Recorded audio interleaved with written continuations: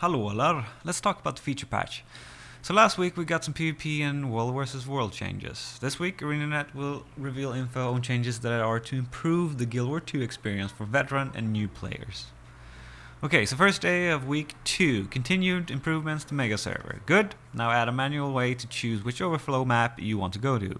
Next, they're making guilds global. To be honest, I didn't know this was a problem until I learned that you can't move your guild, so when a guild moves to a different server, all the progress and guild bank items are left on the server they moved from. This will not be the case anymore, as the guild will be global and shared over all realms. This is especially good for all those traders in World vs. World who transfer to a better performing server during the season. Then they briefly touch on guild mission improvements, and the first thought is, yay, new guild missions, or they finally going to remove guild rush. But no, these are Megaserver improvements, and important ones as well, since guild missions got a little messy with the Megaserver.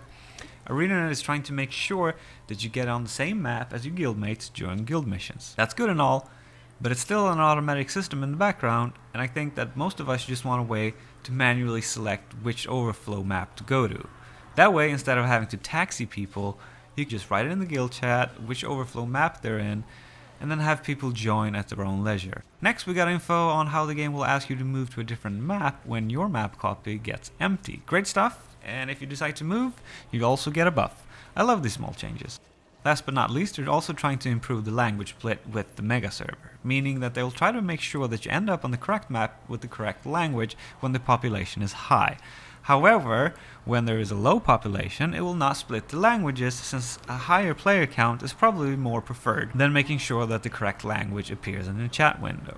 And I must agree, while communication is vital, I much rather be in a map with players on when trying to do a world boss despite some language differences than being on a completely empty map. Now all these changes are rather small so far, but that's okay since last feature patch was in April, and that one introduced some huge changes.